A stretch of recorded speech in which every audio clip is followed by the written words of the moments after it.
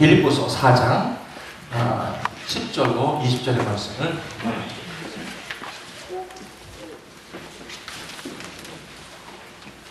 빌립보서 4장 10절로 20절의 말씀.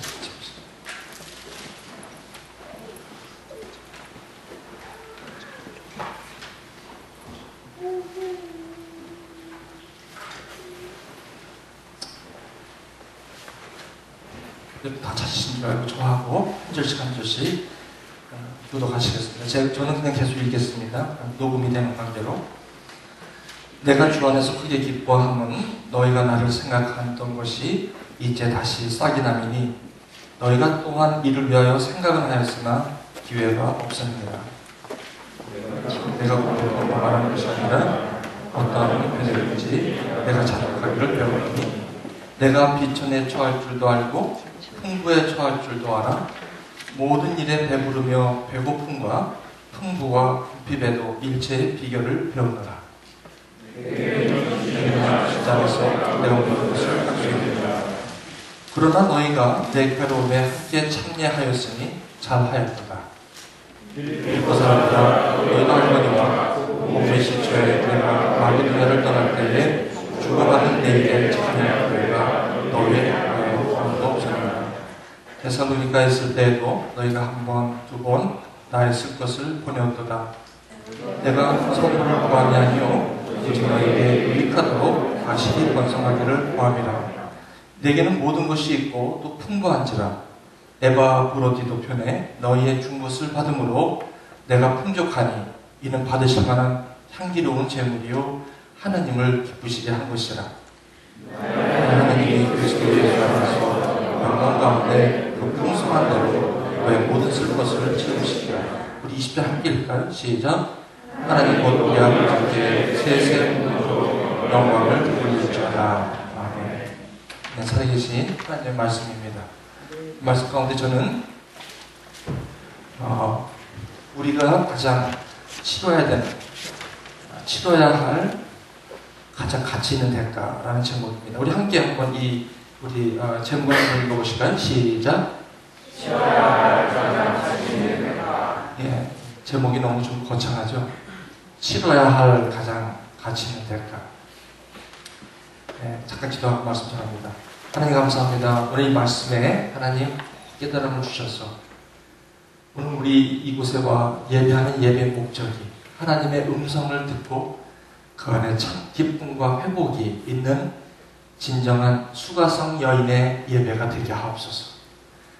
5명의 남편을 두었지만 여전히 해간함을 감당치 못했던 자매가 예수 안에서 샘물과 같은 고열로 인생의 해결함을 본 것처럼 그런 예배가 되게 하여 주옵소서.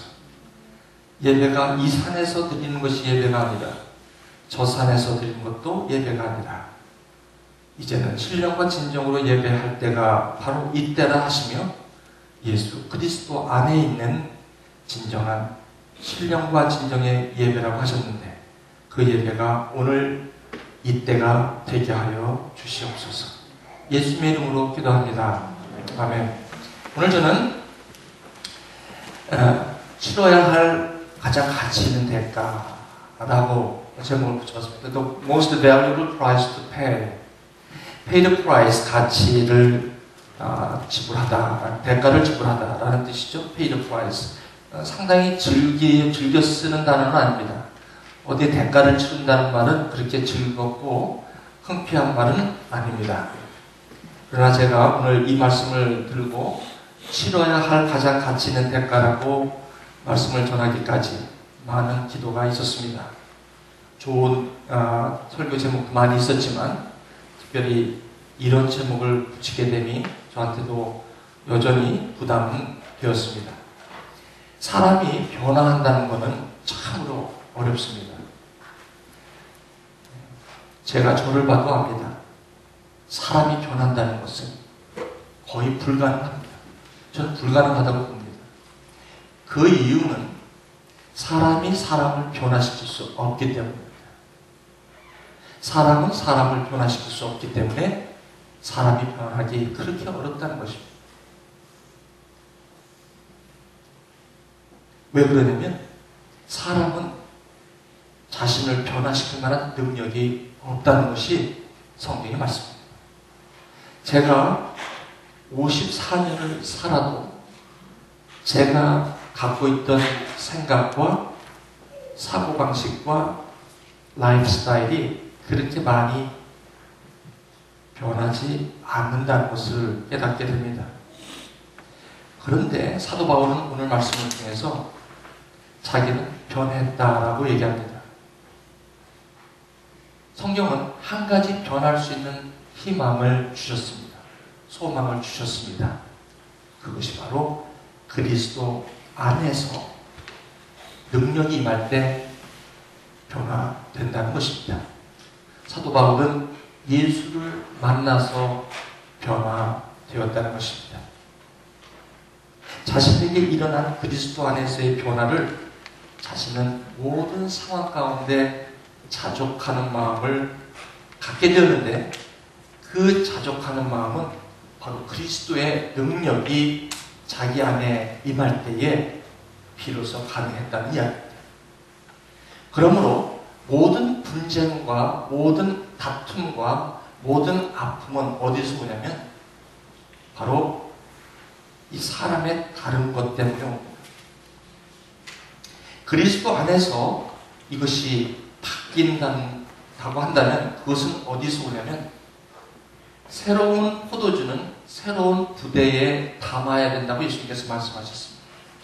무슨 말씀이냐면 우리가 그리스도의 능력을 받기 위해서는, 다시 말씀드리면 우리가 변화하기 위해서는 하나님의 능력, 예수 그리스도를 통한 하나님의 능력이 우리 가운데 임할 때 비로소 가능하다는 것입니다. 도대체 이게 무슨 말입니까? 예수를 믿으면 변화된다는 게 무슨 말씀입니까?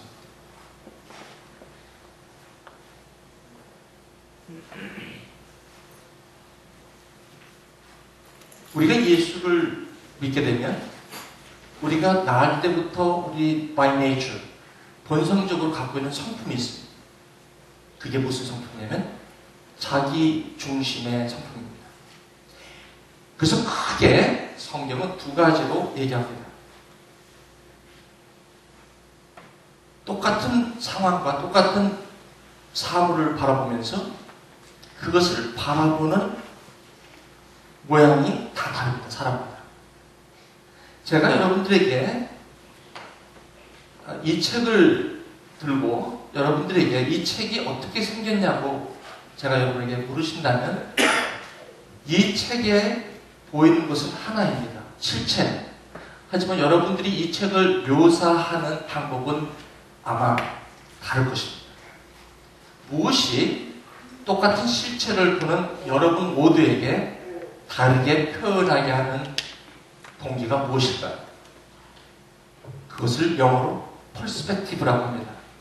여러분 특별히 알트 하시는 분은요, 여기 전공에서 알트 하시는 분은 모델을 갖다 놓고 그릴 때 앵글에 따라서 퍼스펙티브를 굉장히 중요시합니다. 퍼스펙티브에 따라서 명암이 결정되고, 그래서 그림은 명암으로 다 해결돼요. 사실 선으로 하는 게 아니라 명암으로 다 실체를 표현하게 됩니다. 그렇게 퍼스펙티브가 그렇게 중요하죠. 퍼스펙티브는 뭐냐면 사람이 그것을 어떻게 보느냐라는 것입니다. 그것이 퍼스펙티브. 그것을 조금 더 다른 말로 뭐라고 말씀하냐면 세계관이라고 합니다. 세계관. 월드뷰라고 합니다. 이 월드뷰에 따라서 사람은 모든 것을 달리 보게 된다는 것입니다. 그러므로 우리가 부부가 되었든 누가 되었든 세계관이 달라요. 왜냐면 그분이 성장한 남편으로서 아내로서 성장한 배경이 다르거든요. 다른 데서 오는 퍼스펙티브가 다르다는 것입니다. 다시 말씀드리면 월드뷰, 세계관이 다르다는 것입니다. 조금 더 설명합니다. 세계관은 무엇을 보는 눈을 말합니다.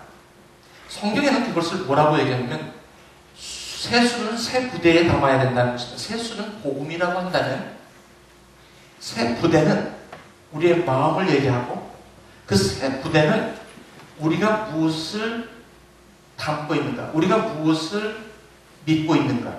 우리가 무엇을 신뢰하고 있는가? 그것이 세계관입니다. 그러므로 우리 각자가 무엇을 신뢰하고 무엇을 확신으로 갖고 있느냐에 따라서 요 한 가지 사물을 보는데도 다 다른 모습으로 본다는 것입니다. 아니, 다시 말씀드리면 보는 것이 아니라 보이는 것이죠. 우리는 본다고 하지만 사실은 보는 게 아니라 보이는 것입니다. 그렇게 보이게 하는 우리의 퍼스펙티브, 우리 안에 마음에 담겨진 우리의 믿음의 대상이 있는데 그것이 바로 월드뷰라고 하는 것입니다. 이 월드뷰에 따라서 사람이 다 다릅니다. 이 월드뷰에 따라서 여기서 무엇이 결정되냐면 내가 무엇을 믿느냐, 즉 세계관이 어떤 형태로 발전되냐면 내가 무엇을 옳고 그름을 선택하는 기준이 된다는 것입니다. 그거를 가치관이라고 하는 것입니다. 그러므로 가치관은 세계관에서 나온 말입니다. 세계관이 없는 가치관은 그래서 없는 것입니다. 내가 추구하는 가치, 내가 중요시하는 프라이어리티, 우선순위는 어디서 뿌리를 두고 있냐면 세계관에서 뿌리를 두고 있다는 거죠. 그래서 이제 여기서 굉장히 중요한데 이 가치관이 무엇을 결정하냐면 나의 삶의 모든 방향을 결정하게 됩니다. 그것을 다른 말로 문화다, 또 라이프스타일이다 이렇게 표현을 할 수가 있다는 것입니다.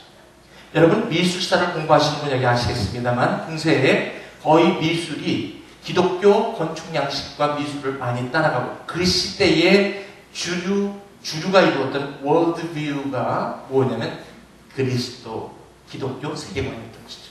기독교 세계관이 가치를 형성하고 그 가치가 그런 모든 기독교 건축물과 그림으로 표현되었다는 것입니다. 그러므로 사람은 어떤 월드뷰, 세계관을 갖고 있느냐에 따라서 그의 인생이 결정된다고 해도 과언합니다. 그러면 우리는 왜 다툼이 생깁니까? 왜 다툼이 생기냐면 이 세계관의 차이 때문에 가치의 차이를 가져올 수 있고 가치의 차이는 우리의 삶의 모습의 여러 가지 다양성을 가져온다는 것입니다. 왜 빌립보서 오늘 이 마지막을 이렇게 거창하게 제가 시작합니다. 이 빌립보서 마지막 4장은 사도 바울이 빌립보 교회에게 이제 마지막 인사를 하면서 빌립보 교회가 사도 바울이 복음 사역을 할 때 여러 가지 모습으로 헌금으로 도왔다. 그것을 감사하면서 자신이 갖고 있는 세계관, 그리고 자신이 갖고 있는 물질관, 그리고 자신이 갖고 있던 그 세계관과 그 안에서 나온 가치관으로 자기가 복음을 전할 때 있었던 모든 일들을 나누면서 그 빌립보 교회가 자기에게 여러 번 헌금하고 연보하는 것들, 그것을 통해서 복음 사역을 할 때에 이 사도 바울은 잘 참여했다라고 합니다. 사도 바울이 빌립보 교회가 헌금을 많이 했기 때문에 복음 사역이 왕성했던 것도 아니고 또 그 연보가 없었기 때문에 복음 사역이 왕성하지 않았던 것도 아니라 연보를 통해서 그 헌금을 통해서 이 사도 바울은 그 헌금이 필요했죠. 왜? 그때도 복음을 전하려면 이 파이낸셜한 것이 있어야 되잖아요. 그렇기 때문에 헌금이 필요했던 것이죠. 헌금은 복음을 전하는 데 필요한 것이지만 절대적인 것은 아니라는 것입니다. 그러므로 사도 바울이 뭐라고 말씀하냐면 이렇게 얘기를 하고 있는 것이죠. 저기 나오네요. 됐습니다. 여러분 성경을 보시고 이 복음을 전할 때마다 반드시 이런 일이 있습니다. 여러분 아시죠? 제가 맨날 얘기하죠? 다른 얘기할 때는 이런 건 척척 말 잘 들어요. 근데 복음 얘기하면요 어쨌든 이게 안 됩니다. 시스템이 놀라운 거 이거 안 나오죠. 이거를 해야 돼요? 자, 됐어. 신경 쓰지 마세요. 그냥 열자. 여러분 주보에 거기 써머리에 그걸 따라가시면 돼요. 여기 신경 쓰면 꺼주세요.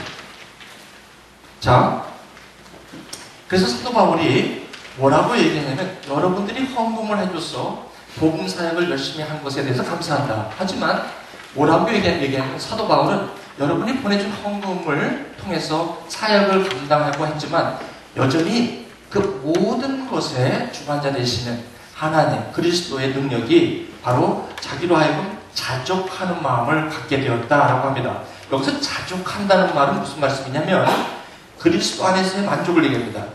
이게 뭐냐면 autarkes라는 단어, autarkes라는 원래 언어인데 이 헬라어 언어에, 이 헬라어 언어는 무슨 말이냐면 우리가 스스로 만족한다라는 뜻이 이 스토아 철학에서는 자기가 스스로 자기를 만족시키려는 경향을 자기 만족이라고 표현합니다. 스토아처럼. 하지만 기독교 세계관에서는 여기서 말하는 자족이라는 뜻은 원어에 그리스도 안에서의 만족을 얘기하는 것입니다. 다시 말씀드리면 그리스도의 능력이 내게 임했을 때에 오는 만족함을 얘기하는 것입니다. 이것은 무슨 말씀이냐면 바로 세계관의 변화를 말씀하십니다. 사도 바울이 어떤 사람이었습니까? 사도 바울은 모세가 롤모델인 사람이었습니다. 다시 말씀드리면 무슨 말이에요? 율법주의의 대가였습니다. 그러므로 바울이 되기 전에 사울의 세계관은 어떤 세계관이었냐면 모세 세계관이었어요. 모세 러. 여러분 말씀하는 토라. 이 토라가 바울 되기 전에 사울에게는 롤모델이었어요. 세계관이었어요. 그 율법주의 세계관은 모세가 롤모델이기 때문에 거기에 대한 모든 가치관이 형성되고 그 유대교의 가치관을 형성되고 유대교의 커뮤니티, 다시 말씀드리면 그 삶의 라이프 스타일을 규정하게 된 것이죠. 그런데 갑자기 이러한 사울에게 있었던 급격한 세계관의 변화가 있었다는 것이죠. 그때 사도행전 9장에 나타나죠. 본인이 자기 세계관이 모세의 중심으로 된 율법주의의 세계관, 그 세계관으로 말미암아 이루어진 가치가 엄청난 크리스천들에게 핍박의 원인이 된 것이죠. 왜냐하면 크리스천은 모세의 가치관이 아니라 모세의 세계관이 아니라 누구의 세계관? 예수의 세계관이었던 것이죠. 그래서 유대주의가 초기 기독교를 핍박하고 갈등이 있었던 것은 바로 세계관의 전쟁이었던 것이죠. 세계관의 문제였다는 것이죠. 그래서 모세 중심의 유대교의 세계관이 예수 중심의 기독교 세계관으로 변화되는 과정에서 conflict이 있는 것입니다. 그것이 초대교회의 엄청난 핍박과 엄청난 고난의 역사를 치는 것을 우리 기독교 역사를 통해서 볼 수 있는 것입니다. 그렇죠? 그리고 그 당시에 이전에 예수를 만나고 바울에게 들어왔던 게 뭡니까? 예수의 세계관이 들어온 거죠. 예수의 세계관이 들어왔기에 본인은 이렇게 얘기하는 것입니다. 자기가 오늘 보시면 내가 궁핍함으로 말하는 것이 아니라 어떠한 형편이든지 내가 자족하기를 배웠는데 그러면서 뭐라고 얘기합니까? 내가 비천에 처할 줄도 알고 풍부에 처할 줄도 알아. 이 모든 일에 배부르며 배고픔과 풍부와 궁핍에도 일체 비결을 배우느라. 여기서 the secret of being content. 내가 만족할 수 있는 secret을 배우는데 그것이 어디냐면 13절입니다. 내게 능력 주시는 자 그리스도 안에서 비로소 느낄 수 있는 자족감이라는 것입니다. 그것이 세계관의 변혁이었습니다. 사울만 그런 게 아닙니다. 여러분 시몬이라는 어떻게 보면 이 시몬이라는 한 청년이 어부죠. 예수님을 만났을 때 시몬은 세계관이 고기잡이 세계관입니다. 고기만 잘 잡으면 이 세상 한껏 잘 살아보겠다는 세계관이었어요. 어부였다는 것입니다. 그런데 급격한 이 어부에게 세계관의 충격이 옵니다. 자기가 해보려고 그 어부의 모든 지식과 자기 경험으로 동원했지만 그것이 부딪혔을 때 시몬은 세계관의 위기를 가져옵니다. 그때 들어오신 분이 누굽니까? 복음이었습니다. 예수님께서 오십니다. 깊은 데 가서 그물을 던지라. 자기가 갖고 있던 세계관이 무너지는 것입니다. 무너질 때 이 시몬이 베드로가 되기 위해서 고백한 것이 있죠. 나는 죄의 이르소이다. 정확한 세계관의 변화 보면서 주여 나를 떠나소서. 그랬더니 주님께서 뭐라고 그래요? 어부를 낚는, 이제는 고기를 낚는 어부가 아니라 which is old world view. 과거의 세계관에서 이제는 사람을 낚는 어부. 무슨 말입니까? 예수 중심의 새로운 세계관 바꾸라. 그랬더니 그것이 세계관이 바뀌면서 충격적으로 오면서 뭐가 됩니까? 가치가 변하면서 자기의 배를 모두 두고, 옛날에는 배 물이 셀까봐 그냥 배만 피고 있었던 시몬이 배를 갖다가 넘겨버리는 거예요. 왜? 이제는 배 선물로 넘겨버리는 거예요. 왜? 예수 그리스도 아는 지식, 월드뷰가 나한테 가장 excellence of knowledge known to Jesus Christ. 예수 그리스도를 아는 지식, 가장 고상하다는 개인적인 세계관의 표현인 것이죠. 그래서 주님을 따라가니라. 바로 시몬이 베드로가 되는 세계관의 변화입니다. 그러면 우리가 믿는다는 것은 세계관의 변화입니다. 생각의 변화입니다. 아무리 사람한테 주문해서 바꾸라고 해도 안 바뀝니다. 안 바뀌다 절대 바뀌지 않습니다. 왜 안 바꿔? 양말을 벗으면 똘똘 뭉치지 말고 그대로 두고 그걸 가지고 저기 뭐야 어때요?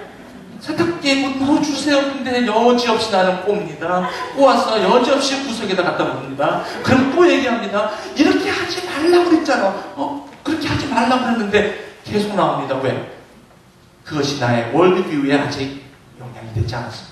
왜 사람이 변화하는 거 이렇게 어렵습니까? 이런 세팅을 바꾸는데도 굉장히 쉽지 않습니다. 왜 그런지 아세요?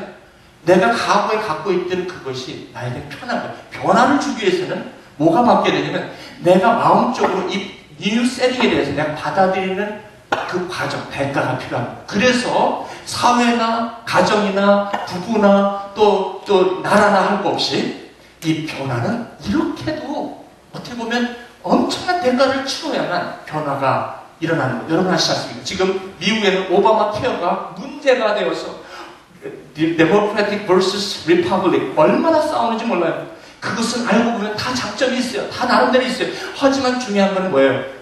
월드뷰의 차이예요. 리퍼블릭의 월드뷰, 세계관과 데모크래틱의 세계관이 다른 데서 오는 것입니다. 얼마나 중요한지 모르겠어요. 그러므로 여러분 지금부터 선포하십시오. 여러분 남들이 보이는 것이 저와 다르게 보이기 마련입니다. 하지만 그거는 그분이 보는 게 아니라 그분에게 보이는 것입니다. 이것이 내가 보는 것이 아니라 나에게 보이는 것입니다. 이것이 나에게 보이는 이유는 내 안에 월드뷰가, 내 안에 형성된 세계관이 나로 하여금 이것을 보게 하는 것입니다. 그러므로 옆에 있는 사람을 그것이 변하지 않는다고 해서 그것을 윽박지르고 하다 보면 다툼이 생기고 컨플릭트. 여러분, 이슬람교는 이스마엘의 세계관입니다. 기독교는 이삭의 세계관입니다. 그럼 유대교는 어디 세계관입니까? 모세의 세계관입니다. 다 같은 사람 아닙니까? 다 성경에 나온 같은 사람, 성경에 나온 사람 아닙니까? 그렇지 않습니까? 근데 왜 지금 이슬람과 이 기독교 이렇게 각 종교마다 이렇게 분쟁이 있고 다툼이 있습니까? 세계관의 전쟁입니다.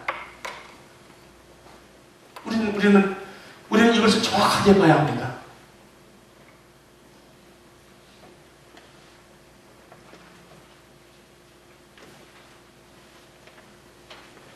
사우디아라비아에 저도 말씀드렸지만 여인이 운전하는 것은 불법입니다.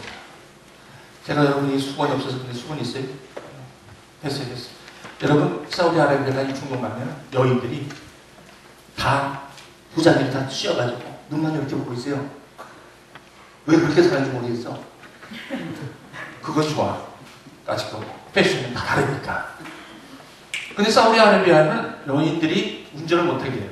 그래서 여인들이 얼마나 답답했냐면 10명이 막 데모를 한 거야. 에이 그냥 해버리자. 해버렸는데 난리가 난 거야. 다 체포. 죄에 대해 하는 거야.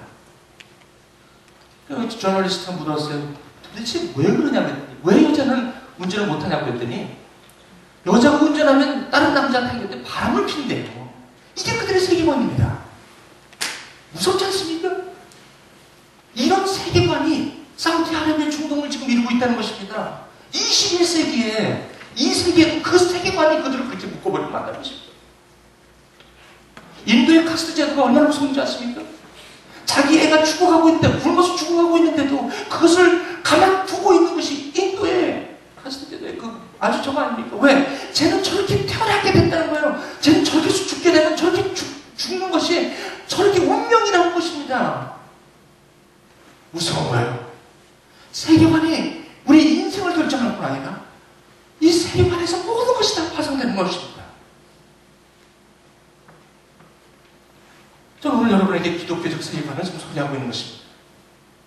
기독교적 세계관은 하나님의 형상, 그리스도 형상 안에서 우리가 지으신 바 된 그 하나님의 선하심에 하나님의 보는 눈으로 우리가 사물을 보도록 하는 것이 기독교 세계관이라고 말씀하고 있습니다.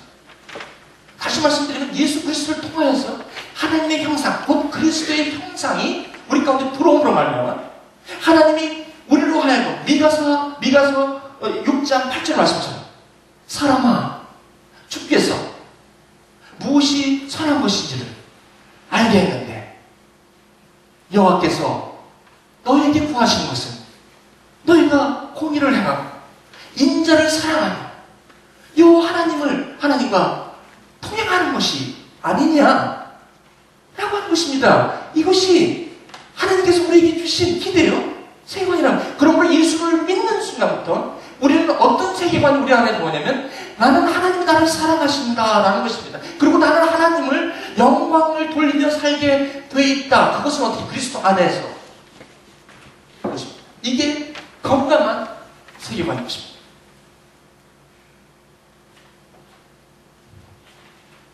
그러므로 이 세계관은 바로 우리의 우선순위를 낳고 가치관을 낳게 되어 있습니다.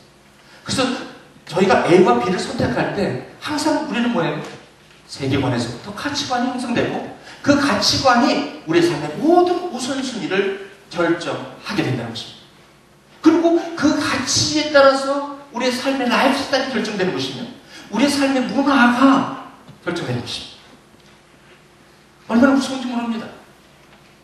그러면 저와 여러분 오늘 이 시간에 이 말씀을 여러분이 개인적으로 잘 받아들이시면서 혹시나 지금 여러분 스스로의 변화에 대한 여러분의 갈등과 또 여러분 주위를 하고 있는 사람에 대한 변화에 대한 기대에 여러분 끊임없는 요구와 끊임없는 여러분 갈등과 끊임없는 분쟁이 있다면 여러분 오늘 이 말씀 이후에 여러분이 거기서 자유하셔야 합니다.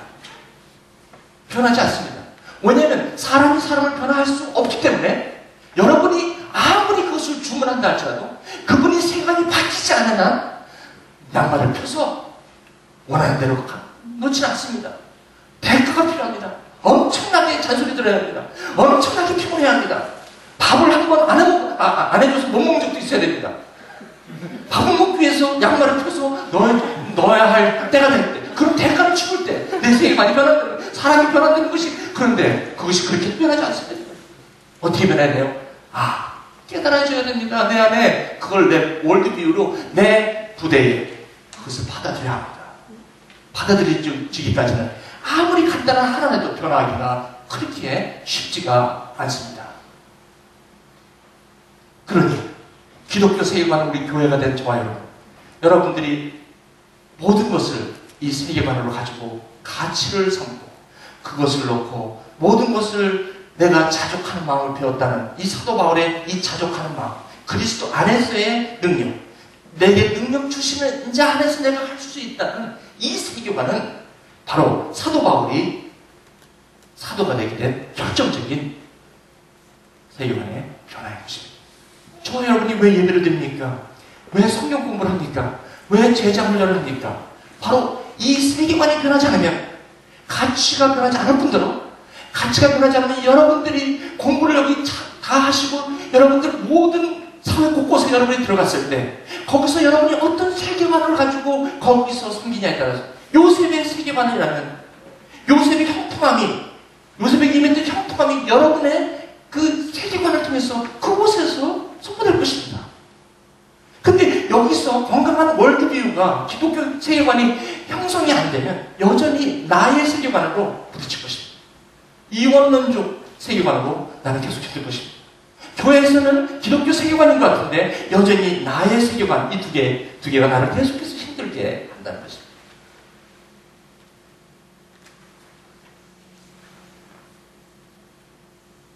이렇게 하월드 러틀리지라는 분의 제가 이야기가 여기 골든 맥도날드라는 신학자가 쓴 책에서 제가 한 군데 여러분을 좀 소개합니다. 이분은요, 미공군 비행사였고요. 하워드 러틀리지라는 베트남전의 초기 때 북베트남에서 저격을 받고 전투기가 떨어졌어요. 떨어지면서 포로로 잡혀갔어요. 그래서 전쟁이 끝날 때까지 몇 년 동안 비참한 포로 생활을 해요. 그래서 이 비참한 포로 생활을 끝나고 나서 이분이 쓴 책이 있습니다. In the presence of my enemies라는 나의 적 앞에서. 그래서 이렇게 고백하는 장면이 여기 있습니다. 급격한 세계관의 변화가 경험되어집니다. 한번 들어보실래요? 강제로 주어진 이 기나긴 자기 성찰의 기간 동안에는 중요한 것과 하찮은 것, 가치 있는 것과 보잘것없는 것을 구분하기가 훨씬 쉬웠다. 예를 들면 과거에 나는 일요일이면 대개 일을 하거나 열심히 놀았고 교회 갈 시간은 없었다. 수년 동안 아내 필리스는 가족과 같이 교회 가자고 여러 번 권유했었다. 그녀가 바지를 긁거나 나무란 적은 한 번도 없었다. 그저 내가 교회에 가기를 줄곧 바라고 있을 뿐이었다. 왜냐면 세계관은 교회 가라고 강요해서 간 게 아니거든요. 여러분 보세요. 여러분 유스들, 저도 자녀를 키워서 대학 가지만 대학 가서 우리 아이들이 과연 교회를 나갈까? 그 수준입니다. 부모가 아무리 교회 가라고 전화를 깨워도 그것은 본인의 세계관과 관련되어 있는 것이지 부모의 그것과는 권유해봐야 소용없습니다. 권유하지 마십시오. 괜히 관계만 안 좋아집니다. 그러나 나는 너무 바쁘고 다른 일에 몰두한 나머지 일주일에 한두 시간이나마 참으로 중요한 것에 관해 생각하는 데 시간을 낼 수가 없었던 것이다.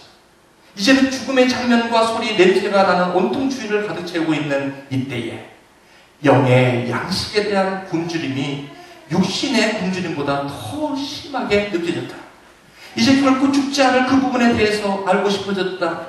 이제 하나님과 그리스도와 교회에 대해서 얘기하고 싶어졌다. 그러나 이 하트브레이크, 전쟁포로 수용소 이름입니다. 이 수용소에는 목사도 주일학교 교사도 성경도 찬송가도 나를 치료하고 보살펴줄 믿음의 공동체가 없었다. 과거에 나는 내 삶의 영적인 차원을 완전히 무시했었다.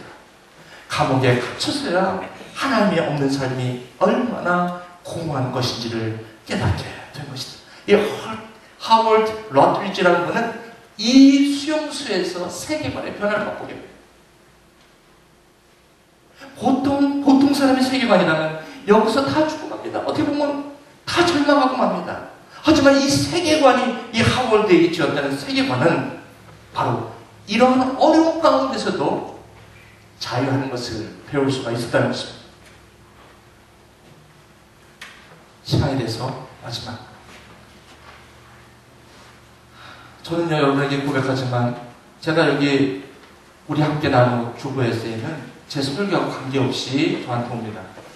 근데 하나님이 참 우연히도 제 설교 말씀하고 일치되는 고백이 있을 때 제가 소개하는데 오늘 한번 우리 정수재 형제님 여기 와 있는데 정수재 형제님이 고백한 내용을 한번 세계관에 가깝다. 한번 보실까요? 정수재 형제님은요 지금 여기 유학으로 왔는데 여기 썼으니까 유학을 왔는데 굉장히 힘든 시간을 가졌어요. 저를 만났어요. 교회라는 곳에 왔어요. 여러분, 제가 여러분에게 말씀드릴게요. 여러분 공부하러 온 거예요. 내다보기죠? 아멘 하시기 바랍니다. 아멘. 네. 공부하러 온 거예요. 교회 오려고 유학 온 거 아니에요. 아멘? 헷갈리기 시작합니다. 세계관에. 그렇죠? 저 공부하러 유학 왔어요. 저 기아 산업 다닐 때 기아 산업은 만족을 못했어. 한번 내가 가서 한번 신나게 내가 한번 해보겠다고 왔어요. 저 그 세계관으로 왔는데 누굴 만났어요? 예수 만난 거지. 그러면 다 목사가 되는 걸까요? 정말 여러분 목사 되지 마십시오. PhD가 되시고 교수가 되시고 좋은 직장을 다니시기 바랍니다. 여러분, 어떤 일을 하느냐가 여러분의 세계관을 결정하는 것이 아닙니다. 어떤 일을 하든지 그곳에서 어떤 세계관으로 그 일을 하느냐가 중요한 것이죠. 오늘 제가 읽겠습니다. 한번 같이 보실게요. 자, 보셔서 여기 주고 있으시죠? 제가 읽겠습니다. 2012년 8월 애나버 대학전교회 첫 발을 내디던 순간을 잊지 못한다. 미국에 도착한 지 얼마 안 된 나에게 이국 생활에 대한 기대감과 낯선 땅에서 살아가는 것에 대한 두려움이 공존하고 있었고, 이런 나에게 항공과 대형이 함께서는 핸드폰 개통에서부터 장 보는 것까지 일사천리로 초기 정착에 큰 도움을 주셨다. 그리고 나서였을 것이다. 대형님께서 건넨, 그런데 수재야, 교회에 잠깐 중요합니다. 교회에 잠깐 인사하러 가지 않을래? 이걸 갖다가 이제 꼬심에 빠졌다는 거죠. 조심하십시오. 이런 말에 여러분 조심하십시오. 잠깐 인사하러 가지 않을래? 굉장히 라고 한마디가 내 인생에 큰 변화를 가지고 올 것이라는 것을 그땐 알지 못했다. 은혜 교회가 그렇듯이 처음 찾아갔을 때 이곳의 이미지는 조금 답답한 분위기였다. 지금에서야 실토하지만 미국에 공부하러 온 유학생에게 첫 고난은 유학생활이 아닌 신앙생활이었다. 여러분 이게 잘 들어보세요. 이게 아주 얼마나 이게 마음에 와닿는지 몰라요. 저한테는. 어찌되었든 주사위는 던져졌고 정신없이 학기가 흘러간과 동시에 예배하러 교수죠? 아니라는 것이죠. 난 necessarily. 아니면 밥 먹으러 교회에 그냥 꾸준히 나오게 되었다. 그리고 유학생활의 힘듦을 맛보았다. 나름 인생 쉽게 흘러왔다고 생각한 적 없었고 나름의 역경들을 잘 헤치며 살아왔다고 생각했는데 이곳에서의 생활은 군대에서도 경험하지 못한 또 다른 시련이었다. 열심히 해도 안 될 때가 참 많았다. 돌이켜 생각해보면 나를 낮춰가는 과정이었고 하나님을 만나러 가는 과정이었고 신앙이 성숙해지는 과정이었다. 이런 이야기를 할 사람이 아니에요. 신앙생활이 고난이라고 얘기한 사람인데 이런 얘기를 한다는 건 있을 수 없는 일이죠. 신학을 공부하러 온 것도 아닌 비행기를 공부하러 온 유학생에게 누가 신앙을 기대했을까? 1년 전 대영이 형의 한마디가 이 길로 이끌었고 하나님께서 나를 단련시켜 주셨다. 나는 그렇게 생각한다. 남들이 20년 동안 단련해온 신앙생활을 단 1년 만에 따라오느라 하나님께서 이 시간을 빌어서 큰 훈련을 주신 게 아닐까 하고 이 시기를 겪고 난 이후 한때 신앙생활에 대해 고민하던 유학생은 집에서 밥 먹을 때 꼬박꼬박 기도하고 주일 예배, 금요 예배도 참여하는 성숙한 신앙인으로 변모하였다. 그리고 지난 1년간 그토록 풀리지 않던 길에서 서성이던 나는 요즘 회속 주행도 하며, 이게 무슨 말입니까? 잘 나간다는 얘기죠. 한마디로.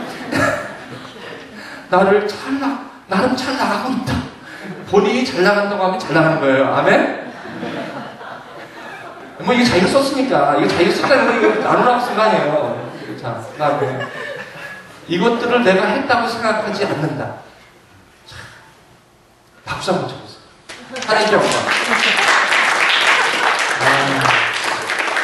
하나님께서 나를 단련시키며 보살펴 주셨다고 믿는다. 그리고 그에 대해 감사드립니다. 이미 한국에서 나를 알고 있는 친구들이 나의 이런 변화를 알게 된다면 그들은 크게 놀랄 것이다. 그리고 그토록 나에게 교회를 권유하던 내가 귀찮게 여기던 나의 오랜 친구들은 더 크게 놀라며 동시에 기뻐할 것이다 생각한다. 2013년 가을이 어느새 지나가고 있다. 처음 이곳에서 절망과 함께 가을을 맞이하던 나는 하나님의 평안에서 평온하고 고요한 마음으로 애나부에 멋들어진 가을을 음미하며 보내고 있다. 하나님과 함께하는 다음 여정이 기대된다. 이게 바로 세계관의 변화인 거죠. 저도 이 경험을 했고요. 여기는 많은 분들 고개를 끄덕끄덕 하시는 거예요. 나도 공부하러 왔지. 교회 다니려고 온 거 아니다. 근데 제가 지금 뭐라고 고백하는 줄 아세요? 나는 하나님 나를 역사시키려고 보냈구나. 라고 고백하는 것입니다.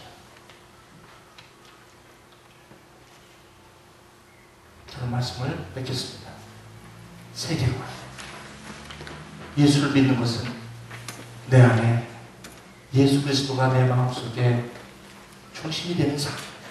그래서 그분이 가르침이 나에게 가치가 되어서 그 가치대로 내가 올바르게 결정하는 삶을 통해 저 여러분을 통해 이웃이 살고 앞으로 이 대한민국이 민족이 여러분들을 통해서 살고 혹시나 암울한 교회의 모습이 있다면 여러분들이 건강한 기독교적인 세계관을 가지고 여러분들이 있는 곳으로 나아가셔서 거기서 올바른 가치관과 아름다운 공동체의 문화를 창출해가고 하나님의 선하시고 온전한 뜻이 무엇인지 분별하는 사람아 주께서 무엇이 선한 것을 너에게 보이시나요? 여호와께서 너에게 구하는 것은 공의를 구하고 인자를 사랑하며 내 하나님 여호와와 함께 행하는 것이 아니냐. 미가서 6장 8절 말씀. 우리 2013년도 마지막 달 첫 주일에 가슴 주일에 이 세계관을 가지고 사도 바울의 빌보기에 마지막으로 비천에 처했기에 풍부를 알고 궁핍에 배고픔을 처했기에 배부름을 알 수 있었다는 것이죠. 배고픔이 없었다면 배부른 것도 배부른지 모르고 내가 궁핍이 없었다면 비천하지 않았다면 풍부가 있어도 풍부한지 몰랐던 그 세계관에서 이제는 배고픔을 통해 진정한 배부름을 알고 진정한 궁핍을 통해 진정한 풍부를 아는 세계관에 건강한 세계관의 사람이 되었다고 고백하는 사도 바울처럼 저 여러분 그런 삶 속에 앞으로 여러분의 삶이 하나님의 영광이 드러나는 여러분 모두가 되시기를 주님의 이름으로 간절히 축원드립니다. 기도하시겠습니다. 하나님 내 평생 사는 동안 주 찬양하리 이 고백이 어디서 나왔습니까? 내가 한국과 공부하러 왔지 교회 나오라고 한 것도 아닌데 이 형제가 이제는 하나님이 나를 그렇게 하시기 위해서 이러한 것을 어려움을 나에게 허락하셨다고 세계관의 변화를 주셨듯이 하나님 우리 여기 모인 모든 예배하는 자가 이러한 진정한 세계관의 변화로 다시 한번 주님 앞에 진정한 자유함을 누리며 내게 능력 주신 자 안에서 내가 할 수 있는 그런 능력의 하나님의 총들이 될 수 있도록 하나님 은혜 베풀어 주시옵소서. 감사하며 예수의 이름으로 기도합니다. 아멘. 네.